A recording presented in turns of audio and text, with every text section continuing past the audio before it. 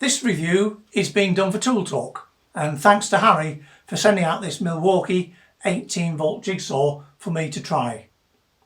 Now it comes boxed up with no batteries, but if you already have Milwaukee tools, then you can take the 18V battery from any other tool and swap it between tools, as we all do. Now out of the box there's one T-style jigsaw blade. The jigsaw itself has a rubber fitting, a rubber protector over the shoe that can be taken off but is best left on. At the front there is a blade guard to keep your fingers away from those ripping sharp blades, and there's an optional part which I have fitted here which slides in to the rear. It's a vacuum adapter, and it does fit onto the Milwaukee vacuum, 18V vacuum, but I'm sure it'll fit with any other compatible vacuum hose.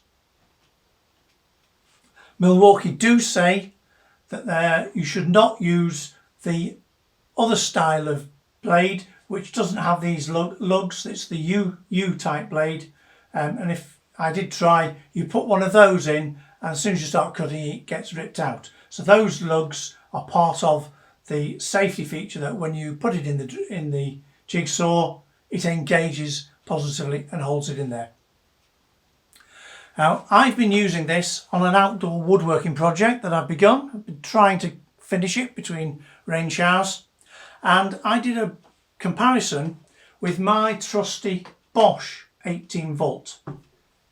As you see, it's a smaller beast, smaller in height, smaller in length. It also weighs less, but they both have a maximum cutting speed of 2,800 strokes per minute.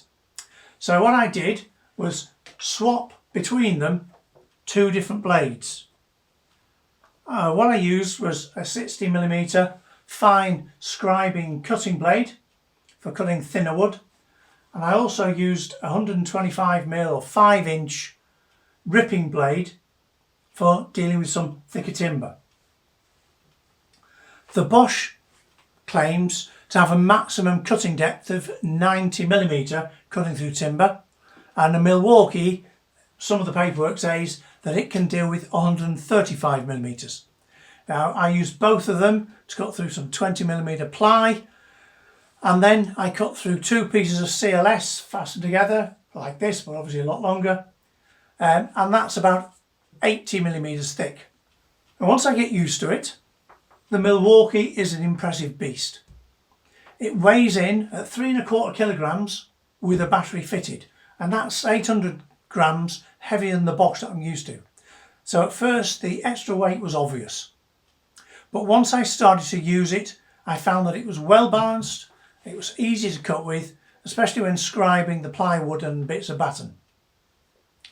Now while both of these claim to have the same strokes per minute, I found that whatever I did, the Milwaukee was over 20% and close to 30% faster in cutting both 20mm ply and 80mm of CLS wood.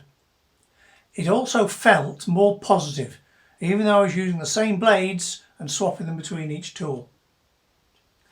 Now the Milwaukee here has two quick release levers. The one here underneath opens up, and then you can adjust the shoe, the bevel of the shoe, with 45 degrees either side, and that's very quick to do. Pull out the lever, shuffle the shoe, and then reapply the lever. Also at the front there's a sprung lever used for changing blades, and that's very quick and easy to use.